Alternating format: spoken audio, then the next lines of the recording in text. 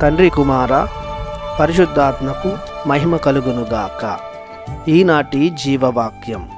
పవిత్రుడైన ప్రభువునకు చెందియున్నందుకు గర్వింపుడు, ఆయనను సేవించు వారెల్లా సంతసింపుడు.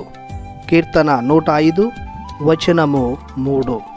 సహోదరి సహోదరులారా, ప్రియ దేవుని బిడలారా, భూమి ఆకాశములను సృజించిన ప్రభుని ఆశీర్వాదం మీకు లభించునుగాక.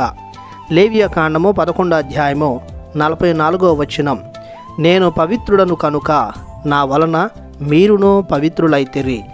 లేవియకాండము 19వ అధ్యాయము 2వ వచనము. మీ దేవుడను ప్రభుడనైన నేను పవిత్రుడను కనుక మీరును పవిత్రులయ్యుందురు. యెషయా గ్రంథము 6వ అధ్యాయం 3వ వచనం ప్రకారం దేవదూతలు ఒకరితోనొకరు సైన్యములకు అధిపతి అయిన ప్రభువు పవిత్రుడు, పవిత్రుడు, పవిత్రుడు, లోకమంతయు ఆయన మహిమతో నిండియున్నవి. నిర్గమకాండము 15వ అధ్యాయము 11వ వచనం ప్రకారం యావే దైవములలో నిన్ను పోలిన వాడెవడు, నీవలే పరిశుద్ధుడై తేజరిల్లు వాడెవడు. ఈ వాక్యాలన్నీ ప్రభుని పవిత్రతను వ్యక్తపరుస్తున్నవి. ప్రభువు నిర్మలుడు, నీతిమంతుడు, మంచివాడు, ఏ చెడును చేయనివాడు. సర్వ పవిత్రతకు ఊటయు ప్రభువే. అలాంటి ప్రభుని మనం ఇష్టదైవంగా పొందినందుకు ధన్యులం. లోకములో ఇంకా క్రీస్తును మించిన నీతిమంతుడును లేడు.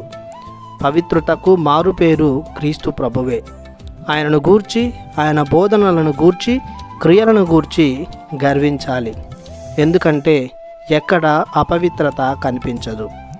ఆయన్ను సేవిస్తున్న, ఆరాధిస్తున్న, అనుసరిస్తున్న ప్రతి ఒక్కరూ సంతోషచితులే. కావున ప్రభువు చెప్పినట్లు పవిత్రుడైన ప్రభువు నుండి పవిత్రతను, మహిమను, నీతిని వరములుగా పొందుకుందాం. ప్రార్థించుదము. సకల పవిత్రతకు ఊట అయిన మా దేవా, మీ వలె మేమును నీతిని, మంచితనాన్ని, కారుణ్యాన్ని, ప్రేమను కలిగి చెడును, అపవిత్రతను వీడి లోకమంతయు మీ మహిమను ప్రకటించే, అనుభవించే పవిత్రతను మాకందరికి దయచేయమని పవిత్రమైన యేసు శక్తిగల నామములో ప్రార్థిస్తున్నాము తండ్రి. ఆమెన్. దేవుడు మిమ్ము దీవించునుగాక. ఆమెన్.